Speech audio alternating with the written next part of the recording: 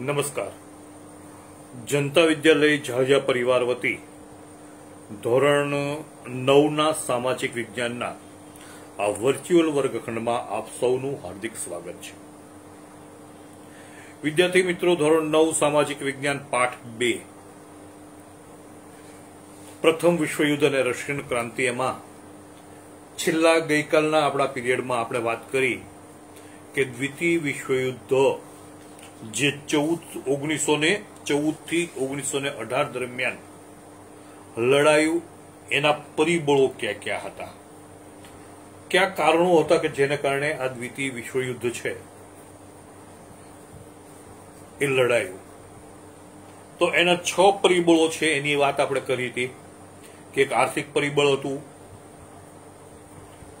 પશ્ચિમ યુરોપના દેશો વચ્ચે પોતાનો સંસ્થાનવાદ વિકસાવવા માટે ગળાકાપ હરીફાઈ હતી, સામ્રાજ્યવાદ વિસ્તારવા માટે ગળાકાપ હરીફાઈ હતી. બીજું પરિબળ હતું લશ્કરવાદ.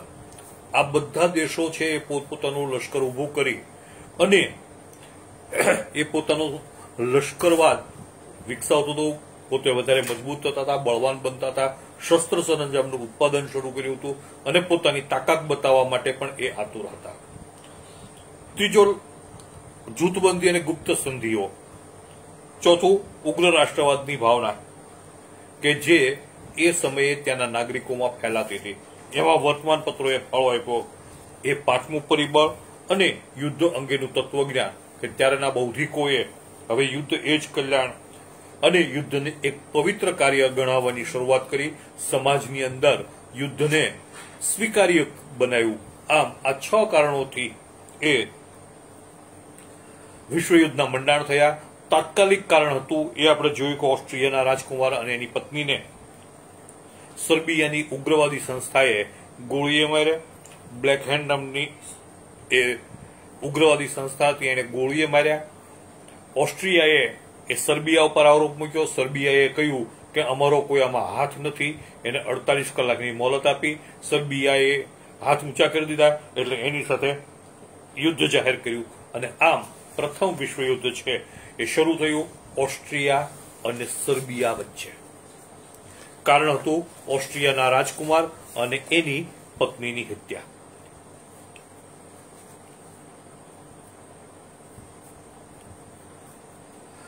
આ પ્રથમ વિશ્વયુદ્ધમાં કુલ 28 રાષ્ટ્રોએ ભાગ લીધો.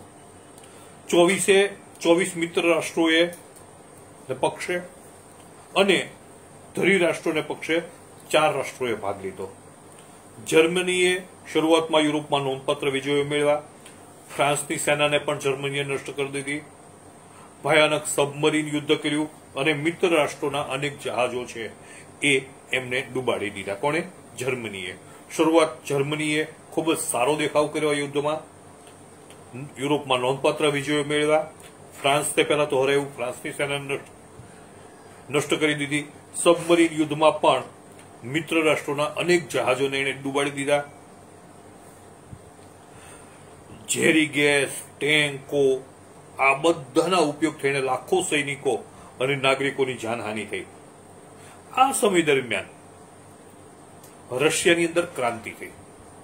1914 થી 1918 દરમિયાન જે આ વિશ્વયુદ્ધ લડાયું, એમાં એ દરમિયાનમાં 1917માં એ રશિયાની અંદર ક્રાંતિ થઈ અને એથી રશિયા છે આ વિશ્વયુદ્ધમાંથી ખસી ગયું. જો ફરીથી યાદ રાખજો, વિશ્વયુદ્ધ શરૂ કોની વચ્ચે થયું? ઓસ્ટ્રિયા અને સર્બિયા વચ્ચે. ઓસ્ટ્રિયાના રાજકુમારને સર્બિયાની ઉગ્રવાદી સંસ્થાએ ઓસ્ટ્રિયાના રાજકુમાર અને એની પત્નીને ગોળીએ દીધા. એટલે ઓસ્ટ્રિયા ઉશ્કેરાણું અને એને સર્બિયા ઉપર આરોપ મૂક્યો કે આમાં તમારો હાથ છે. એ સંસ્થા ઉપર જે જવાબદાર વ્યક્તિઓ એને 48 કલાકમાં પકડીને હા અમને સોંપી દો. સર્બિયાએ એવું કશું કર્યું નહીં, એને કહ્યું કે આમાં અમારો કઈ હાથ નથી, એને હાથ ઊંચા કરી દીધા. એટલે ઓસ્ટ્રિયાએ સર્બિયા સાથે યુદ્ધ જાહેર કર્યું. ઓસ્ટ્રિયાએ સર્બિયા સાથે યુદ્ધ જાહેર કર્યું એટલે બે પક્ષમાં વિશ્વ વહેંચાઈ ગયું. એક બાજુ મિત્ર રાષ્ટ્રનો પક્ષ કે જેમાં 24 રાષ્ટ્રોએ ભાગ લીધો, બીજી બાજુએ ધરી રાષ્ટ્રો કે જેમાં 4 રાષ્ટ્રો હતા એ આની વચ્ચે યુદ્ધ શરૂ થયું. ખૂબ શક્તિશાળી સૈન્ય છે જર્મની પાસે હતું. જર્મનીએ ખૂબ જ વિજયો મેળવ્યા, યુરોપની અંદર નોંધપાત્ર વિજયો મેળવ્યા. સૌથી પહેલા એણે ફ્રાન્સને નેસ્તનાબૂદ કર્યું, ફ્રાન્સની સેનાને નષ્ટ કરી. સબમેરીનના યુદ્ધમાં એણે દુશ્મન દેશોની ખૂબ બધી સબમરીનો છે, જહાજો છે, એનો ખાત્મો બોલાવી દીધો. આ યુદ્ધમાં, આ વિશ્વ યુદ્ધમાં ઝેરી ગેસ અને ટેન્કનો ઉપયોગ થયો અને એમાં લાખો સૈનિકો અને નાગરિકોની જાનહાનિ થઈ. પણ આ વિશ્વ યુદ્ધમાં વચ્ચે એક ઘટના બની 1817માં, અને એ થઈ એ રશિયન ક્રાંતિ. રશિયામાં ક્રાંતિ થઈ એટલે રશિયા આ વિશ્વ યુદ્ધમાંથી ખસી ગયું. જર્મની ખૂબ શક્તિશાળી હતું. આગળ આપણે વાત કરીએ એમ જર્મનીએ હાહાકાર બોલાવ્યો હતો. સાથે સાથે એણે અમેરિકન સ્ટીમર હતી, એનું નામ હતું લ્યુસિટાનિયાને ડૂબાડી દીધી. કોણે? જર્મનીના સૈન્યએ. અને એમાં 147 અમેરિકન સૈનિકો હતા. આવી સ્ટીમર છે, એ સ્ટીમરને ઉડાડી દીધી, ડૂબાડી દીધી જર્મનીએ. એટલે હવે અમેરિકા મિત્ર રાષ્ટ્રોના પક્ષે જોડાયું. મિત્ર રાષ્ટ્રો જે 24 હતા એની સાથે અમેરિકા પણ જોડાયું, કારણ કે એની સ્ટીમર છે એને જર્મનીને ડૂબાડી દીધી. એમાં 147 જેટલા અમેરિકન સૈનિકો મરી ગયા. તો હવે અમેરિકા જેવો શક્તિશાળી દેશ મિત્ર રાષ્ટ્રોની પડખે આવ્યો. મિત્ર રાષ્ટ્રો વધારે મજબૂત થયા. 1917ના એપ્રિલ મહિનામાં આ અમેરિકા પણ અત્યાર સુધી જે વિશ્વયુદ્ધથી અલિપ્ત હતું એ જોડાઈ ગયું. ત્યાર પછી એની સાથે બીજા દેશો, નાના નાના દેશો, દાખલા તરીકે પનામા, ગ્રીસ, ક્યુબા, ચીન અને સિયામ, આ બધા રાષ્ટ્રો પણ મિત્ર રાષ્ટ્રોની સાથે જોડાયા. અને મિત્ર રાષ્ટ્રોનો જૂથ છે મજબૂત બન્યું. મજબૂત બન્યું એટલે કેટલાક રાષ્ટ્રોએ શરણ સ્વીકારી લીધું, હાર સ્વીકારી લીધી અને મિત્ર રાષ્ટ્રોના શરણે આવ્યા. એ રાજ્યો ક્યાં હતા? તો કે બલ્ગેરિયા, તુર્કી અને ઓસ્ટ્રિયા. જો ઓસ્ટ્રિયા કયા રાજ્યો શરણે આવ્યા? તો કે બલ્ગેરિયા, તુર્કી અને ઓસ્ટ્રિયા. આ બલ્ગેરિયા, તુર્કી અને ઓસ્ટ્રિયા. ઓસ્ટ્રિયા એટલે કે જેણે સૌથી પહેલા યુદ્ધ શરૂ કર્યું હતું. કોની સામે? સર્બિયા સામે. એ ઓસ્ટ્રિયા પણ હારીને મિત્ર રાષ્ટ્રોની શરણે આવ્યું. જર્મનનો સમ્રાટ કૈસર રાજસત્તા છોડીને ભાગી ગયો અને 1918ના 11મી નવેમ્બરે જર્મન પ્રજાસત્તાકે મિત્ર રાષ્ટ્રોની શરણાગતિ સ્વીકારી. જર્મન પ્રજાસત્તાકે હાર સ્વીકારી. ક્યારે? 11 નવેમ્બર 1918ના રોજ. અને યુદ્ધ વિરામ કરી ના દસ્તાવેજ પર હસ્તાક્ષર કર્યા. વિશ્વયુદ્ધનો અંત આવ્યો. પ્રથમ વિશ્વયુદ્ધનો અંત આવ્યો 1918માં. શરૂ થયું હતું 1914માં. વિશ્વયુદ્ધ તો પતી ગયું. 1914 થી 1918 દરમિયાન આ વિશ્વયુદ્ધ લડાયું મિત્ર રાષ્ટ્રો અને ધરી રાષ્ટ્રો વચ્ચે. છેવટે આપણે જોયું એમ અમેરિકા પણ અંદર દાખલ થયું. મિત્ર રાષ્ટ્રો મજબૂત થયા. મિત્ર રાષ્ટ્રો સામે એ ધરી રાષ્ટ્રો હતા એમને શરણાગતિ સ્વીકારવી પડી. છેવટે જર્મન સમ્રાટ કૈસર છે એ પણ રાજસત્તા છોડીને ભાગી ગયો અને એણે 11 નવેમ્બર 1918ના રોજ એ હસ્તાક્ષર કરી અને હાર સ્વીકારી, યુદ્ધ વિરામ સ્વીકાર્યો. પણ આ યુદ્ધના અંત પછી યુદ્ધના પરિણામ શું આવ્યા? તાત્કાલિક પરિણામો આ યુદ્ધના શું આવ્યા? તો સૌ પહેલું તો જાનહાનિ. યુદ્ધ થાય એટલે જાનહાનિ પુષ્કળ પ્રમાણમાં થાય. એક અંદાજ એવો છે કે આશરે 6.5 કરોડ લોકોએ યુદ્ધમાં ભાગ લીધો. પ્રથમ વિશ્વ યુદ્ધમાં ભાગ લેનારા નાગરિકો જે બધા રાષ્ટ્રોના થઈને સૈનિકો, એની સંખ્યા હતી એ 6.5 કરોડ હતી. અને આ 6.5 કરોડમાંથી 1 કરોડ જેટલા લોકો છે એ મૃત્યુ પામ્યા. 1 કરોડ જેટલા સૈનિકો મૃત્યુ પામ્યા. 2 કરોડ જેટલા ઘવાયા, ઈજાગ્રસ્ત થયા અને 70 લાખ છે કાયમ માટે અપંગ બન્યા. એટલે જુઓ તમે, 6.5 કરોડમાંથી લગભગ 3 કરોડ અને 70 લાખ સૈનિકોને નુકસાન થયું 1 કરોડ મૃત્યુ પામ્યા, 2 કરોડને ઈજા થઈ, ઘવાયા અને 70 લાખ છે એને એ અપંગ બન્યા. યુદ્ધ પછી સામાન્ય રીતે જેવું બને એવું રોગચાળો, ભૂખમરો, અરાજકતા, હત્યાકાંડ આ બધું પણ ફેલાણું અને એમાં પણ મોટી સંખ્યામાં લોકો મૃત્યુ પામ્યા. બધા રાષ્ટ્રોને ખૂબ ખૂબ ખર્ચ પણ થયો. આપેલું તાત્કાલિક પરિણામ.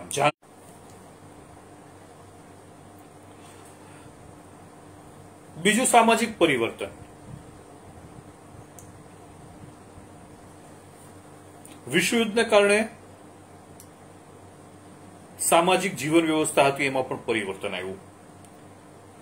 દરેક રાષ્ટ્રના પુરુષો છે એ યુદ્ધના મોરચે હતા અને દરેક રાષ્ટ્રના પુરુષો યુદ્ધના મોરચે હતા એટલે જે રાષ્ટ્રો આ યુદ્ધમાં ભાગ લેતા હતા, આપણે જોયું 24+4 28 અને છેલ્લે અમેરિકા આવ્યું એટલે 29. પછી જે નાના નાના રાષ્ટ્રો પણ આવ્યા, પનામા જેવા. પણ આ આટલા બધા રાષ્ટ્રો જયારે યુદ્ધ લડતા હતા ત્યારે દેશના પુરુષો, જે તે દેશના પુરુષો છે યુદ્ધને મોરચે હોવાથી સામાજિક જવાબદારી છે સ્ત્રીઓની આવી.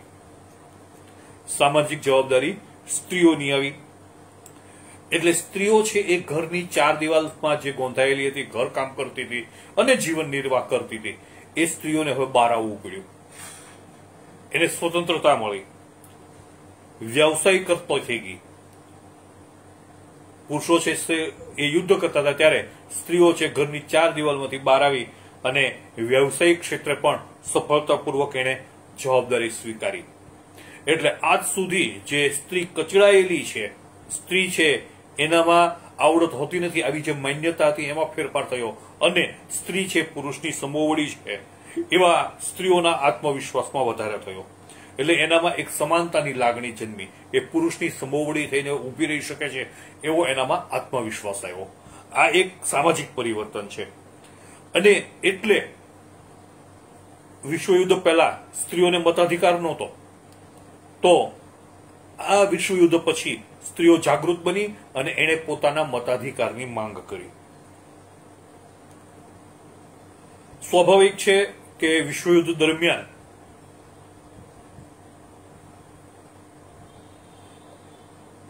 ઉત્પાદન ઘટ્યું હતું. દેશોમાં પોતાની ઘરેલું ઉત્પાદન છે એ જીવન જરૂરિયાતની ચીજવસ્તુઓનું ઉત્પાદન ઘટ્યું હતું. એટલે એ વસ્તુઓની અછત હતી સમાજમાં. બેકારી ખૂબ હતી, ભૂખમરો હતો, હડતાલો થતી હતી, તાળાબંધી થતી હતી. આવી બધી સમસ્યાઓ સ્વાભાવિક જ તે યુદ્ધ થાય ત્યારે અરાજકતા ફેલાય અને ત્યારે લેભાગુ તત્વો છે એ પોતપોતાનો રોલ ભજવે, પોતપોતાનો ભાગ ભજવે. એટલે સ્વાભાવિક છે કારખાનાઓ બંધ થાય એટલે બેકારી ઉભી થાય, બેરોજગારી ઉભી થાય એટલે ભૂખમરો ઉભો થાય. કારીગરો પોતાની માગો સંતોષવા માટે હડતાલો પાડે, ઉત્પાદન ઘટે એટલે અછત ઉભી થાય અને જ્યારે પ્રજામાં આક્રોશ ફેલાય કામદારોમાં, એટલે એ થોડી વાર પછી આપણે આપણા આ પીરિયડને આગળ ધપાવશું.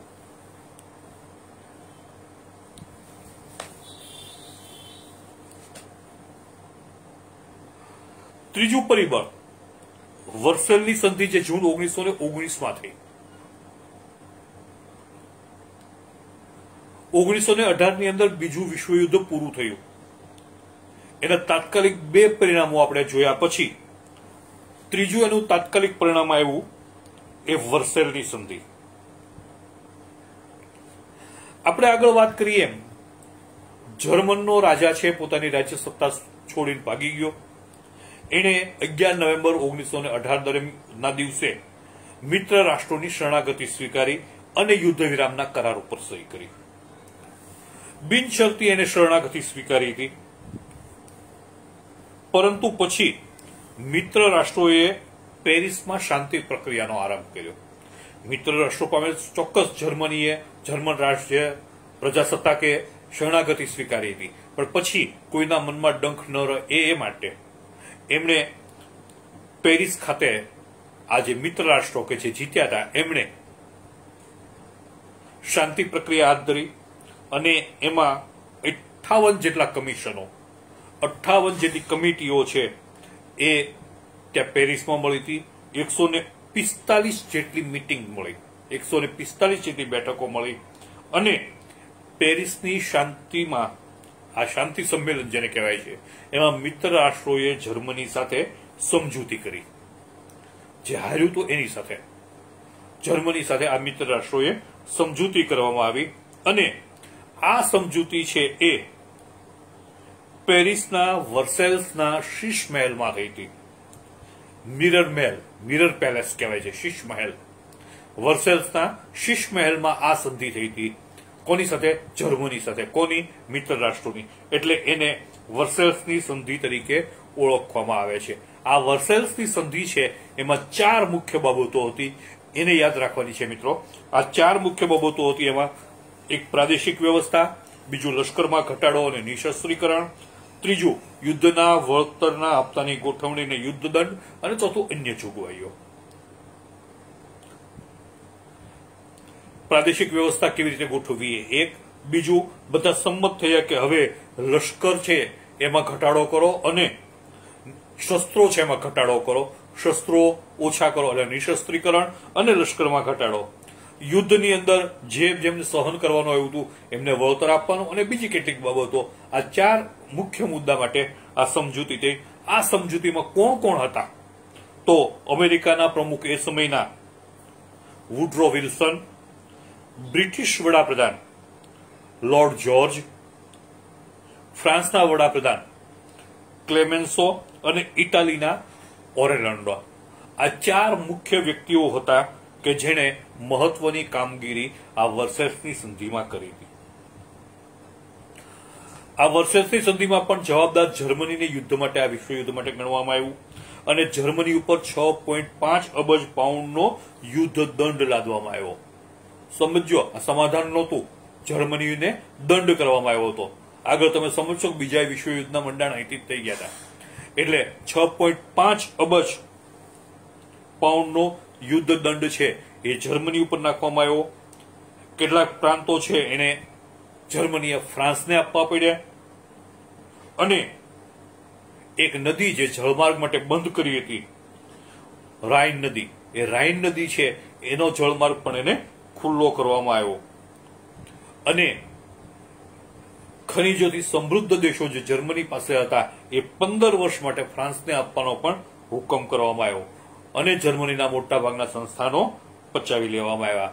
ફ્રાન્સને ખૂબ ફાયદો કરવામાં આવ્યો. આલ્સેસ અને લોરેન્સ નામના પ્રાંત પણ ફ્રાન્સને પાછા આપવામાં આવ્યા. મિત્ર રાષ્ટ્રોને વળતર તરીકે દર વર્ષે જર્મનીએ કોલસો અને લોખંડ ફ્રાન્સ અને મિત્ર રાષ્ટ્રોને આપવાનું પણ એને ફરમાવવામાં આવ્યું. જો જર્મની ઉપર ખૂબ આકરા નિયંત્રણો લાદવામાં આવ્યા અને આ બધા ઉપર જર્મનીએ તો શરણાગતિ સ્વીકારી હતી. એટલે બંદૂકની અણીએ દાદાગીરીથી આ બધી સમજૂતીઓ પર એની સહી લેવામાં આવી અને એટલે જર્મન પ્રજા છે એમાં નિરાશા ફેલાય, હતાશા ફેલાય. યાદ રાખજો, ફરીથી હું તમને એ જ વાત ઉપર લઈ જાઉં છું કે 1914 થી 1918 દરમિયાન પ્રથમ વિશ્વયુદ્ધ થયું. પ્રથમ વિશ્વયુદ્ધમાં મિત્ર રાષ્ટ્રો જીત્યા, જર્મનીની હાર થઈ, જર્મનીએ શરણાગતિ સ્વીકારી. ત્યાર પછી 1919 ની અંદર આ વર્સેલ્સની સંધિ એટલે સામાન્ય રીતે સમજૂતી હોય, પણ આ સમજૂતી નહોતી. અહીંયા આગળ જે કહ્યું એ 4 વિશ્વના જે વડા હતા એ કોણ કોણ હતા એ ફરીથી તમને યાદ કરી દો. અમેરિકાનો પ્રમુખ, બ્રિટિશના વડાપ્રધાન, ફ્રાન્સના વડા અને ઇટાલીના વડા. આ ચારેય ભેગા થઈ અને જર્મની ઉપર ખૂબ આકરા પ્રતિબંધો લાગ્યા. એને 6.5 અબજ પાઉન્ડનો એક તો દંડ કરવામાં આવ્યો, યુદ્ધ દંડ કરવામાં આવ્યો. ફ્રાન્સને ઘણા બધા પ્રદેશો પાછા આપવામાં આવ્યા. એક નદી જળમાર્ગ માટે ખોલવામાં આવી. કોલસો અને લોખંડ એ ફ્રાન્સને નજીવા ભાવે યુદ્ધ વળતર તરીકે આપવામાં આવ્યું અને આ બધું જર્મની પાસે બળજબરીપૂર્વક કરાવવામાં આવ્યું. એટલે જર્મનીની જે પ્રજા હતી, જર્મન લોકો હતા, એની અંદર હતાશા ફેલાય. જર્મન લોકો છે એમાં નિરાશા ફેલાય અને એટલે એનું દૂરગામી પરિણામ શું આવ્યું? આ 3 પરિણામો છે એ તાત્કાલિક પરિણામો હતા. દૂરગામી પરિણામ એ આવ્યું કે સંધિ તો થઈ પણ છતાં સંધિ થવા છતાં લોકો હતા એનામાં વેર ભાવના પ્રબળ બની. શાંતિ ન સ્થપાણી વિશ્વમાં, જગતમાં શાંતિ ન સ્થપાણી, પણ વેર ભાવના વધારે પ્રબળ બની. વધારામાં આ 4 પ્રમુખો મળ્યા, પણ એમાં એને રશિયાને સામેલ ન કર્યું, એટલે અમેરિકા પણ રાષ્ટ્રસંઘમાં જોડાયું નહીં. રશિયા અને અમેરિકા રાષ્ટ્રસંઘમાં જોડાયા નહીં. એટલે પ્રથમ વિશ્વયુદ્ધ, જે કારણે વર્સેલ્સની સંધિમાં આવું બધું થયું, એના કારણે એ દ્વિતીય વિશ્વયુદ્ધની ના મંડાણના કારણો અહીંથી ઉભા થયા. પ્રથમ વિશ્વયુદ્ધની સંધિમાંથી, વર્સેલ્સની સંધિમાંથી. એ સમયે આપણે વાત કરી કે વિશ્વયુદ્ધમાંથી રશિયા ખસી ગયું હતું. શું કામ ખસી ગયું હતું? તો કે રશિયામાં ક્રાંતિ થઈ. એ રશિયન ક્રાંતિ છે એની વાત આપણે કરવાની છે. 1917 ની અંદર રશિયાની અંદર જે ક્રાંતિ થઈ અને બોલ્શેવિક ક્રાંતિ કહેવામાં આવે છે. એ ઇતિહાસની, વિશ્વના ઇતિહાસની એક બહુ મોટી ઘટના છે અને અગત્યની ઘટના છે. કઈ? 1917માં થયેલી બોલ્શેવિક ક્રાંતિ. એ સમયે અને વિશ્વયુદ્ધ લડાતું હતું એ સમયે 1914 ના એ ગાળામાં, 1914 1917 18 ના ગાળામાં એ રશિયાની પ્રજા ઉપર જાર લોકોનું દમન હતું, જાર લોકોનું શાસન હતું, જેને જારશાહી કહેવાતી. એના દમન નીચે આ રશિયાની પ્રજા કચરાતી હતી. ત્યાં વંશ પરંપરાગત રીતે જાર લોકો છે એ પોતાનું શાસન કરતા હતા. અને આ બધા રાજાઓ છે નિરંકુશ અને આપખુદ હતા. લોકોની સુખાકારી કરતા, એને પોતાના મોજ શોખમાં વધારે રસ હતો. લોકોને કોઈ અધિકાર નહોતા, રાજાઓ જેમ કે એમ કરવાનું. એટલે આ જાર વંશની રાજાઓ જે હતા એની આપખુદશાહી, એનું દમન, એનો અત્યાચાર, એના જુલમ એ એટલા બધા ગજબના હતા, એટલા બધા કઠોર હતા કે કોઈ વ્યક્તિ અધિકારની માગણી કરી શકતું નહીં. અને પ્રજા પોતાના અધિકારની માગણી કરે તો એના ઉપર અત્યાચાર ગુજારવામાં આવતો, દમન કરવામાં આવતું. અને એને સાયબિરિયા, કે જ્યાં ખૂબ ઠંડી પડે, ત્યાં એક કાતિલ ઠંડીમાં એને મોકલી દેવામાં આવતા. હિમ પડે ત્યાં આવી આકરી એને સજા કરવામાં આવતી. આવી અનિયંત્રિત અને અત્યાચારી રાજાશાહી ના કારણે રશિયાની પ્રજા છે એ ગરીબ અને પીડાતી હતી. રશિયાના ખેડૂતો ખૂબ મહેનત કરતા હતા, રશિયાના મજૂરો ખૂબ કામ કરતા હતા, અને છતાં એને પૂરતું વળતર મળતું નહોતું. એટલે એ કંગાળ હતા. આવા સમયે જ્યારે જાર રાજાઓની આપખુદશાહી ખૂબ વધી ગઈ, લોકો ખૂબ પીડાતા હતા, એ સમયે એક પાદરી, ખ્રિસ્તી ધર્મગુરુ પાદરી ફાધર ગેપોન, એ ફાધર ગેપોન છે એને નેતૃત્વ લીધું અને એક વિશાળ સરઘસ રૂપે એ બધા આ જે રાજાઓ હતા જાર, એના નિવાસ સ્થાન, જેનું નામ હતું વિન્ટર પેલેસ, ત્યાં ગયા. તારીખ હતી 22મી જાન્યુઆરી 1905. આ તમામ લોકો નિશસ્ત્ર હતા, ફક્ત સરઘસ રૂપે ત્યાં ગયા હતા. અને ત્યાં કેટલાક લોકોના હાથમાં જાર રાજાની છબી હતી, અને એમાં રશિયાનો ગોરો નાનો, પ્રભુ ઘણું જીવો, આવા બધા સૂત્રો લખેલા હતા. તો આ નિર્દોષ લોકો ઉપર રાજાઓએ, એ જાર રાજાઓએ એને અંધાધૂંધ ગોળીબાર કર્યો. હજારો નિર્દોષ લોકો જે એક નિશસ્ત્ર અને શાંત દેખાવ કરવા ગયા હતા, એના ઉપર ગોળીઓની વર્ષા થઈ અને એમાં નિર્દોષ લોકો મૃત્યુ પામ્યા. એ જારનો જે મહેલ હતો તે, એનો બરફ પણ લોહીથી લાલ થઈ ગયો. સેન્ટ પીટર્સબર્ગ નામનો જે એનો મહેલ હતો એનો રંગ લાલ થઈ ગયો લોહીથી. આટલું બધું એ દિવસે એમને અત્યાચાર ફેલાયો, અને આ દિવસને લોહિયાળ રવિવાર તરીકે ઓળખવામાં આવે છે ઇતિહાસમાં. આ અરસામાં રશિયા અને જાપાન વચ્ચે નાનકડું યુદ્ધ થયું 1904-05માં. અને રશિયા એને એક નાનું એવું રાજ્ય જાપાન, એ જાપાને વિશાળકાય રશિયાને હાર આપી. એટલે રશિયાના જે જાર લોકો, જાર શાસકો હતા, એની નબળાઈથી લોકો પરિચિત થઈ ગયા કે જો જાપાન હરાવી શકતું હોય તો એટલા બધા શક્તિશાળી તો નથી જ. એટલે રશિયાની મોટા ભાગની પ્રજા છે ઉશ્કેરાઈ ગઈ, અને છેવટે વર્ષોથી એની જે ધારાસભા હતી, ડુમા તરીકે ઓળખાતી, એ ધારાસભા બોલાવવાની જાર શાસકોએ માગણી સ્વીકારી, ધારાસભા બોલાવવામાં આવી, પણ પ્રજાને સંતોષ મળે એવા ધારાસભામાં કોઈ વાત થાય એ પહેલા ધારાસભા ડુમાને બરખાસ્ત કરવામાં આવી. ફરી વખત 8મી માર્ચ 1917 પહેલી જે ઘટના બની પાદરીના નેતૃત્વની છે એ 1905માં બની. પછી આ બધું ચાલુ જ રહ્યું, દેખાવો ને અસંતોષ ને વિગ્રહ ને.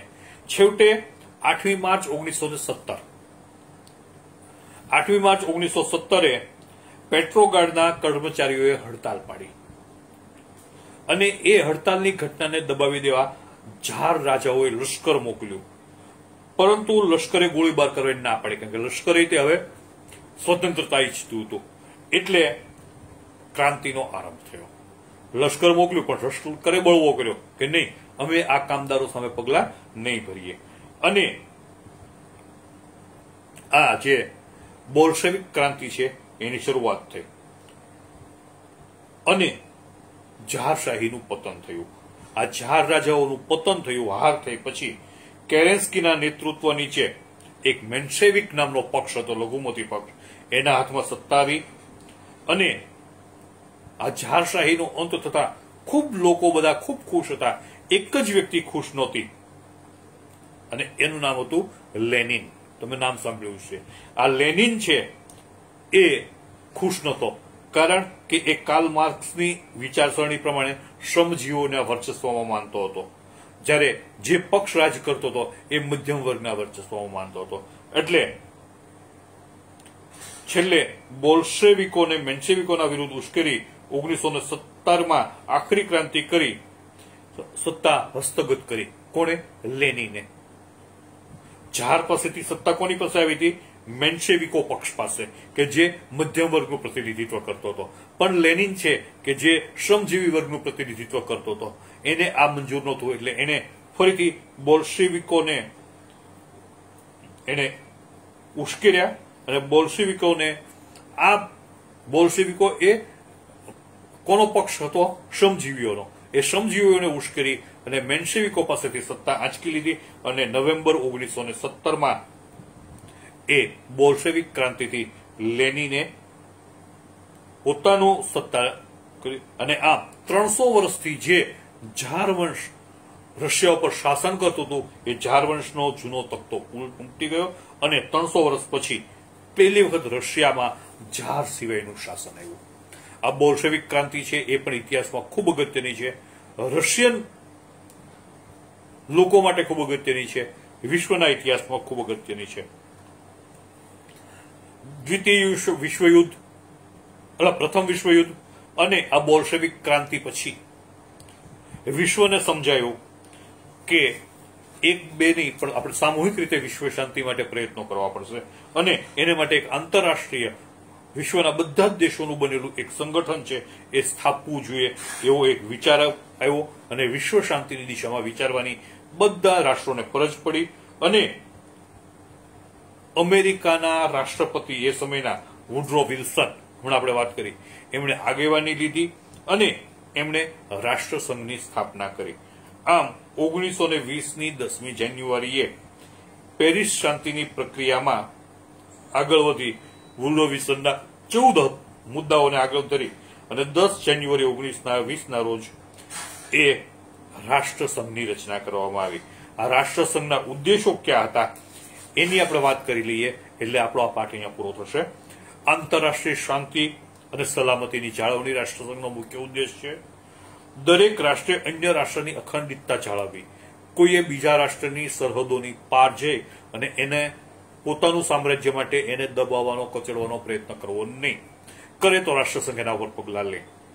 યુદ્ધ નીતિનો ત્યાગ કરવો, સમજાવટથી બધી વાતો વાટાઘાટોથી ઉકેલવી, યુદ્ધ ન કરવું, આંતરરાષ્ટ્રીય સંબંધો વિકસાવવા, એકબીજાને મદદરૂપ થવું, આંતરરાષ્ટ્રીય ઝઘડા હોય તો એનો શાંતિમય રીતે અને મધ્યસ્થી દ્વારા ઉકેલ લાવવો. કોઈ રાજ્ય કે રાષ્ટ્ર આ રાષ્ટ્રીય સંઘનું જે ફરમાનો હોય એને માને નહીં તો એને બળવાખોર રાષ્ટ્ર જાહેર કરી બાકીના બધા દેશોએ એની સાથે વ્યવહાર તોડી નાખવો. આ 6 મુદ્દા સાથે વિશ્વ શાંતિ માટે વિશ્વસંઘની રાષ્ટ્રસંઘની સ્થાપના કરી.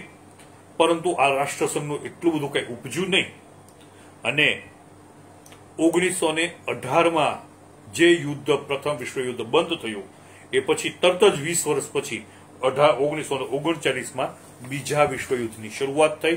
એની વાત આપણે હવે પછીના પીરિયડમાં આપણે કરવાની રહેશે. ત્યાં સુધી બધાને ગુડ બાય, આવજો.